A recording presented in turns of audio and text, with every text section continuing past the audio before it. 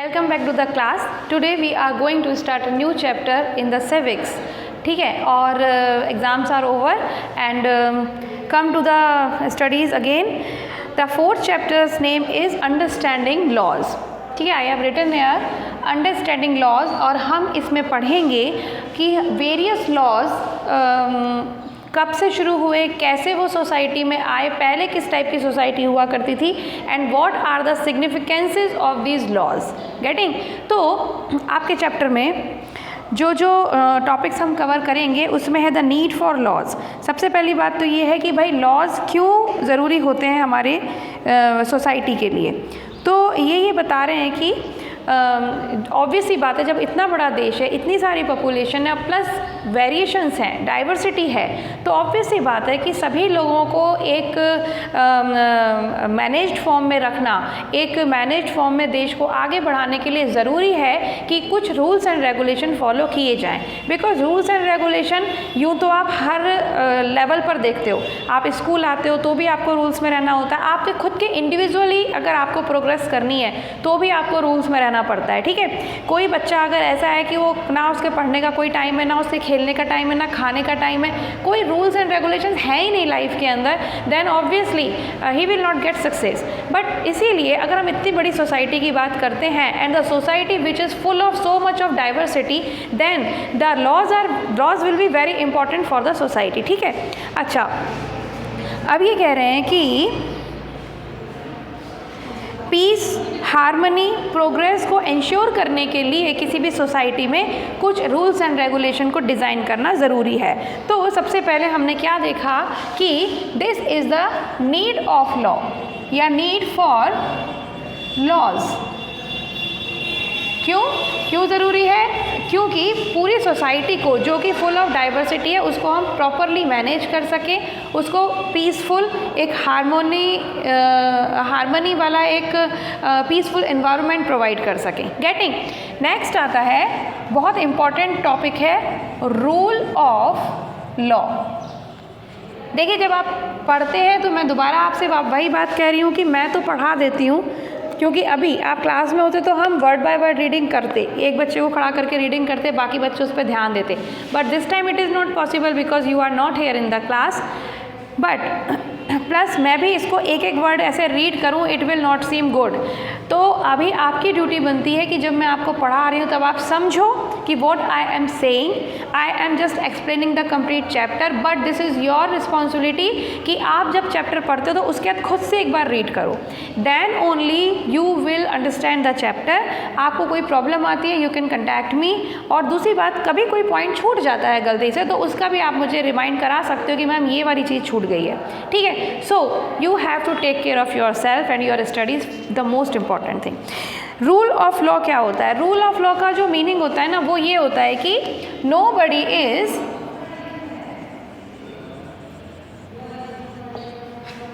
Over law, यानी कि nobody is beyond the law. क्योंकि जो इसका मैं मतलब समझाती हूँ आपको.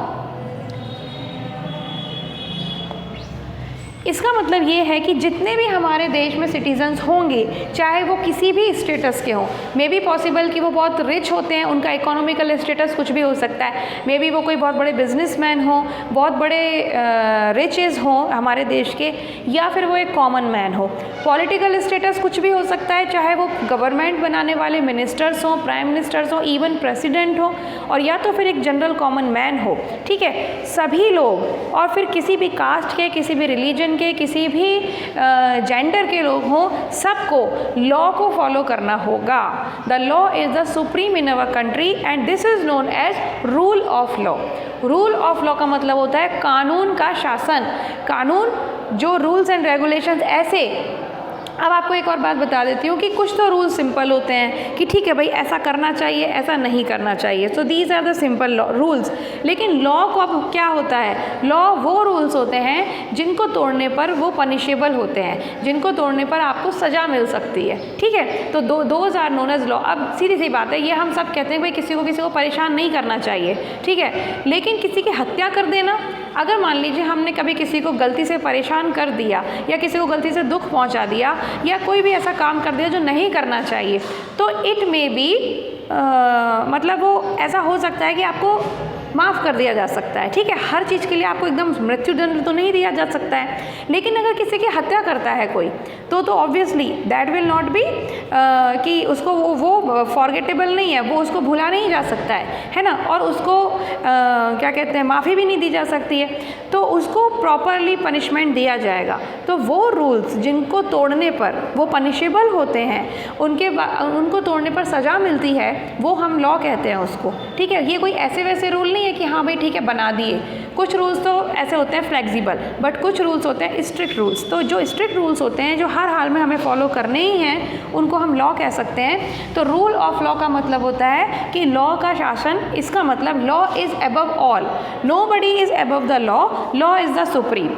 अब समझ आई बात कि चाहे कोई भी इंसान हो, चाहे उसका इकोनॉमिकल स्टेटस कुछ भी है, चाहे उसका पॉलिटिकल स्टेटस कुछ भी है, उसकी कास्ट, उसका रिलीजन, उसका जेंडर कुछ भी है, बट लॉ से बड़ा कोई नहीं है। सबको उस लॉ के अंदर ही काम करना है। गेटिंग? देखिए अब इसकी क्या ज़रूरत है। डेफिनेट सी बात है कि भाई हमारे देश में इतनी डाइवर्सिटी है, इतने तरीके के लोग रहते हैं, माइनॉरिटीज़ हैं, मेजॉरिटी है, तो किसी को भी डर में, किसी को भी किसी प्रकार की शंका में रहना ना पड़े। तो ये लॉ बनाया गया है पूरे सिस्टम को, हमारे देश के पूरे सिस्टम को, सिस्टम मतलब जो गवर्नमेंट सिस्टम है, कॉन्स्टिट्यूशन है, उसको इस तरह से डिज़ाइन किया गया है, उस तरह से उसको बनाया गया है, उसमें एक एक बात का ख्याल रखा गया है कि कोई भी सोसाइटी का इंसान हो, कोई भी कम्युनिटी का इंसान हो, चाहे वो गरीब हो, वो अमीर हो, वो हिंदू हो, मुसलमान हो, कोई भी हो, किसी को डर के ना रहना पड़े। उसके जो राइट्स हैं वो कभी ख़राब ना किए जाएं, उनको तोड़ा ना जाए, ठीक है। इसलिए ही सबको लॉ के अंडर में काम करने को बोला है। अब अगर मान लीजिए गवर्नमेंट को लॉ के अंडर काम करना नहीं होता तो क्या होता, गवर्नमेंट तो कुछ भी रूल बना देती है ना, फिर डेमोक्रेसी कहाँ रह जाती। लेकिन अगर हम कॉमन मैन की बात करें, अगर कॉमन मैन के लिए लॉ में काम करना ज़रूरी नहीं होता, तब तो आए दिन दंगे फसाद होते, पड़ोसी को मार देता, जरा सी गुस्सा ही गोली चला दी। बट अभी सब डरते हैं कि भाई अगर कोई बात है तो हम उसको बात करके सुलझा लेते हैं, बात बात पे दंगे फसाद नहीं करते, बात बात में कोई किसी की हत्या नहीं कर देता।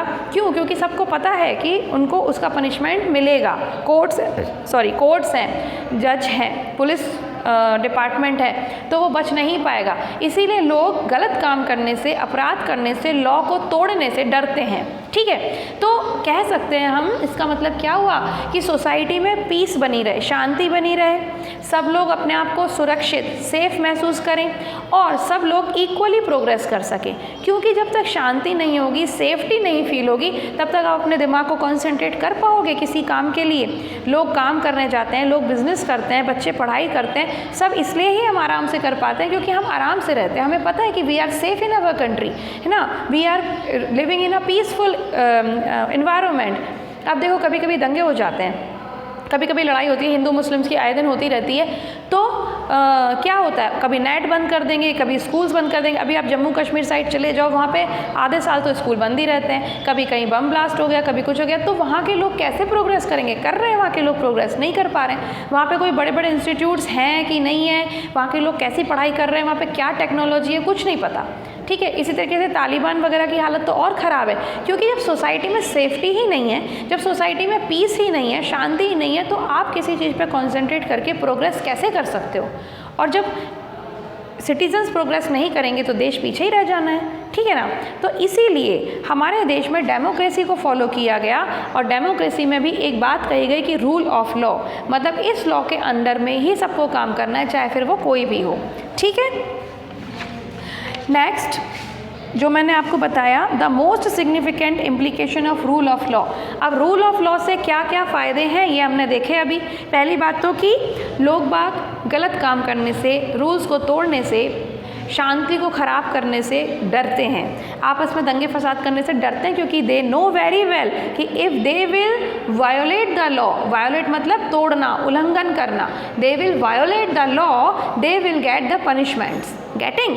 अच्छा, इसके अलावा वही जो मैंने भी आपको बोला था कि सबसे बड़ी बात होती है कि गवर्नमेंट जो होती है, गवर्नमेंट में जो लोग बैठे हैं, प्राइम मिनिस्टर है, उसकी जो काउंसिल है, MLAs हैं, MPs हैं, ये सब लोग जो गवर्नमेंट बना रहे हैं, इन लोगों को भी लॉ को फॉलो करना है। क्यों?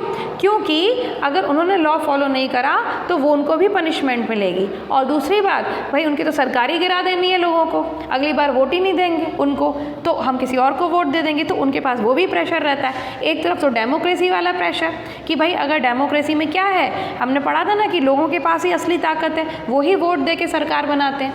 लेकिन अगर लोग गुस्सा हो गए तो पता चला अगली बार वोट ही नहीं मिले। तो एक तो गवर्नमेंट पे वो प्रेशर रहता है और एक गवर्नमेंट पे ये भी प्रेशर रहता है कि वो लॉ को कभी भी वायोलेट नहीं कर सकते हैं। इसीलिए सरकार लेजिटिमेटली काम करती है। ये जो वर्ड है वो मैं आपको बता देती हूँ,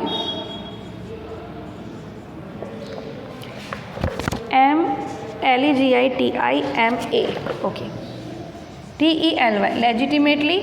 लेजिटिमेटली का मतलब होता है वैध रूप से, कोई भी मनमाने तरीके से नहीं। वैध मतलब जो चीज़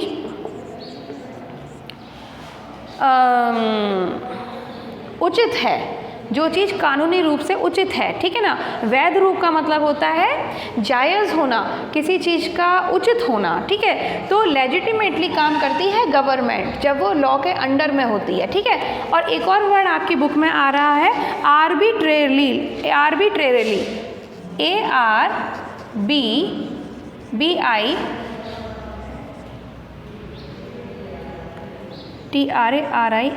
आर्बिट्रेरली, ठीक है। आर्बिट्रेरली का मतलब होता है क्या, मनमाने ढंग से। तो हम क्या देख रहे हैं कि when the government will work under the law they will work legitimately and not arbitrarily, ठीक है। वो मनमाने ढंग से कोई काम नहीं कर सकते कि कभी भी कुछ भी कर दिया, ठीक है। They are responsible and they are answerable to the citizens of the country. Getting? तो ये दो वर्ड मैंने इसलिए बताया क्योंकि ये नए वर्ड्स हैं और आपको सिविक्स के जब आप स्टूडेंट हो तो आपको पता होने चाहिए। इसके बाद ये कह रहे हैं it should be done only in according to with written, ठीक है। जो भी काम करती है सरकार, ठीक है, तो अब आपको ये तो पता है ना कि जब मैं ये कह रही हूँ कि काम करती है सरकार, तो सरकार का मतलब president, prime minister, MLAs, Rajya Sabha के लोग, लोक सभा के लोग, काउंसिल ऑफ मिनिस्टर्स और विधानसभा के लोग, विधान परिषद के लोग, इतने सारे लोग सब गवर्नमेंट में ही तो बताए जाएंगे। क्योंकि ठीक है वो मिनिस्टर्स नहीं है, हर कोई मिनिस्टर नहीं होता है। हमने क्या पढ़ा था, प्रेसिडेंट होता है, प्राइम मिनिस्टर होता है और प्राइम मिनिस्टर की एक काउंसिल ऑफ मिनिस्टर होती है, ठीक है ना, जिनको कि हम कैबिनेट मिनिस्टर्स भी कहते हैं। इसके अलावा अगर हम स्टेट लेवल पे बात करें तो चीफ मिनिस्टर होते हैं, गवर्नर होता है और उसकी पूरी गवर्नर सबसे ऊपर, फिर चीफ मिनिस्टर होता है और उसके बाद भी एक काउंसिल होती है मिनिस्टर्स की स्टेट लेवल पे। ये सारे लोग जब गवर्नमेंट, हम जनरली जब बोलते हैं तो हम इनको गवर्नमेंट बोल देते हैं कि गवर्नमेंट ने ये नहीं किया, गवर्नमेंट में वो नहीं किया, सरकार ने ये किया, सरकार ने, कहते हैं ना ऐसे ही। जब आप न्यूज़ सुनते हो वो भी ऐसी ही बात करते हैं। तो जब हम सरकार की बात कर रहे हैं तो आपको पता है कि हम किन लोगों की बात कर रहे हैं। तो ये कह रहे हैं कि सरकार कोई भी काम करती है, ठीक है, गवर्नमेंट कोई भी काम करती है, it should be in the accordance with the law, जो कि रिटन होना चाहिए, ऑथेंटिक होना चाहिए और आंसरेबल भी होना चाहिए लोगों को कि हमने क्यों किया, कैसे किया, इसका क्या फ़ायदा है। क्योंकि गवर्नमेंट के सारे काम सिटीजन्स के और कंट्री के वेलफेयर के लिए होने चाहिए, ठीक है ना।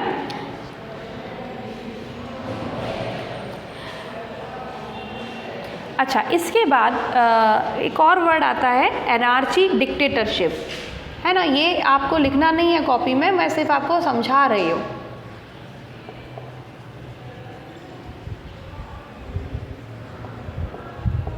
तो first is anarchy, second is dictatorship. आपको पता है सिर्फ डेमोक्रेसी कोई तरीका नहीं है कि हर जगह डेमोक्रेसी ही पाई जाएगी, ठीक है। हर देश में डेमोक्रेसी ही होगी, हमारे देश में डेमोक्रेसी है, लेकिन बाकी देशों में अलग अलग गवर्नेंस सिस्टम होते हैं। गवर्नेंस सिस्टम मतलब, ये मैंने एक नया वर्ड यूज़ किया, GOVERNANCE, governance system. Governance system मतलब होता है किस टाइप की गवर्नमेंट है। हमारे देश में डेमोक्रेटिक गवर्नेंस सिस्टम है, क्योंकि हम हमारे देश में डेमोक्रेसी को फॉलो करते हैं। तो जहाँ जो भी तरीके का सिस्टम फॉलो किया जाता है गवर्नमेंट के द्वारा, उसको हम वहाँ का गवर्नेंस सिस्टम कहते हैं। तो बहुत सारे तरीके के गवर्नेंस सिस्टम होते हैं, ठीक है। इसको मैं ऐसे सिंपल वर्ड्स में लिख सकती हूँ, system followed by government of a country,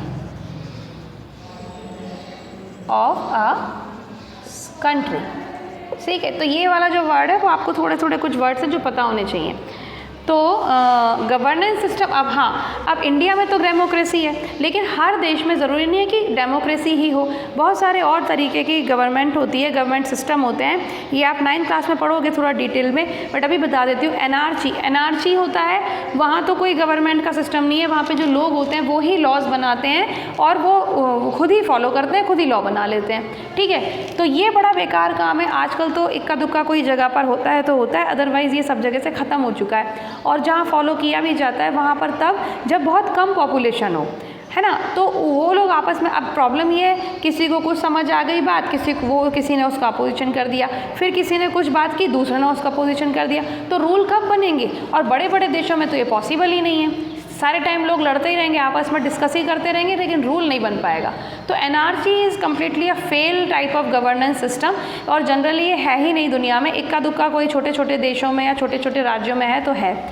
next होता है डिक्टेटरशिप होता है। डिक्टेटरशिप आप सबने शायद नाम सुना होगा, हिटलर, ठीक है, या फिर अभी वो किम जोंग, वो भी एक तरह डिक्टेटर ही है लगभग, क्योंकि वो भी, ये डिक्टेटरशिप क्या होती है? डिक्टेटरशिप की जो टाइप ऑफ गवर्नमेंट होता है, इसमें जो गवर्नेंस सिस्टम होता है डिक्टेटरशिप में, उसमें क्या होता है, एक इंसान होता है जो बहुत स्ट्रिक्टली रूल बनाता है, फॉलो करवाता है, अगर तोड़ने पे पनिशमेंट देता है, ठीक है। इसमें उसको बहुत ज़्यादा किसी की एडवाइस लेने की ज़रूरत नहीं होती है। सिटीजन्स को कोई राइट्स नहीं होते हैं, सिटीजन्स को सिर्फ रूल्स फॉलो करने होते हैं, और वो बदले में उनके पास कुछ अधिकार नहीं होते हैं, कोई राइट्स नहीं होते हैं, जैसे कि डेमोक्रेसी में होते हैं। तो एक तरीके से कहते हैं कि डिक्टेटरशिप में सिटीजन्स जो होंगे वो रूल्स एंड रेगुलेशन को मानने के लिए मजबूर होते हैं, भले ही वो उनके वेलफेयर के लिए हो या ना हो, भले ही वो उनके पसंद के हो या ना हो, भले ही उन रूल्स से सिटीजन्स की नीड्स पूरी हो रही हो या ना हो रही हो, बट डिक्टेटरशिप में ज़बरदस्ती वाला काम होता है कि भाई जो रूलर ने कह दिया वो आपको मानना पड़ेगा, otherwise you will get punishments, ठीक है।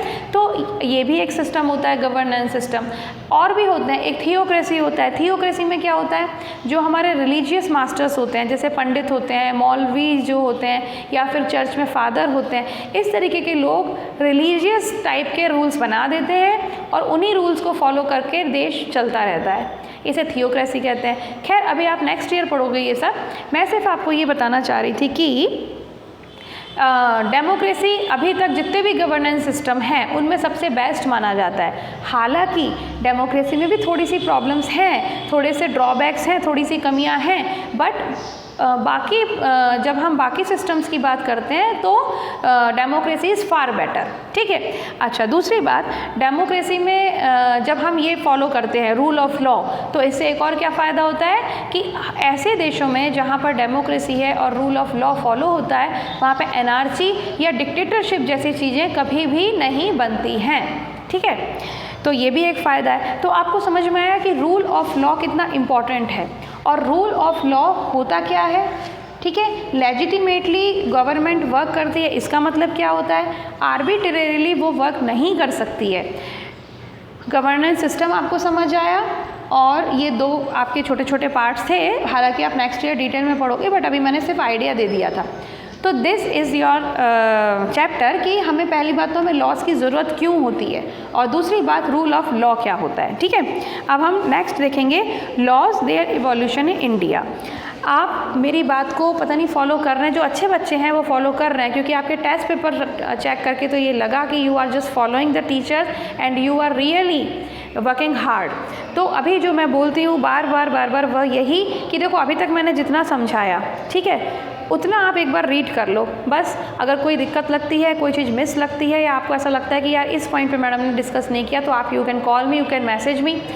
अदरवाइज़ क्या होगा कि आप सिर्फ PDF याद करके अगर नंबर ले भी आओगे तो यहाँ आपके कुछ नहीं रहने वाला है। और इन द लॉन्ग टर्म मतलब जब आप बड़े हो जाओगे, बहुत टाइम बाद आप खुद पछताओगे इस काम पर, क्योंकि जो अभी आप मिस कर दोगे ना, वो आप ज़िंदगी भर फिर उसको नहीं गेन कर पाते हो, ठीक है। जो ये एक्सपीरियंस होता है, this is the experience of a big person. जो एल्डर पर्सन होते हैं उनकी लाइफ के कुछ एक्सपीरियंस होते हैं। मैं भी मेरे बारे में बताती हूँ, सभी लोगों के बारे में बताती हूँ। भाई मेरे को मैथ्स, मैं बहुत वीक हूँ, मुझे मैथ्स नहीं आती, क्यों? क्योंकि मैंने अपने बचपन में मैथ्स नहीं पढ़ी तो मुझे आज तक नहीं आती, ठीक है। और जो मैंने चीज़ें अच्छे से पढ़ी थी उसमें मैं अभी भी अच्छे से पढ़ सकती हूँ, पढ़ा सकती हूँ, उसमें मैं एक्सपर्टाइज है मेरा।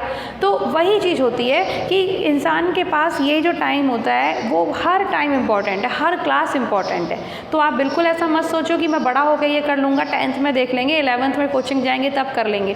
11th में आप कोचिंग से अगर जाओगे तो वहाँ पे पढ़ने के लिए ऑलरेडी ढेर सारा मटेरियल होगा, इसको रिवाइज करने का टाइम नहीं होगा, ठीक है। तो रीड योर बुक वंस, एक एटलीस्ट एक बार आप पढ़ो बुक को, और जो भी कहीं प्रॉब्लम आती है you can contact me, okay.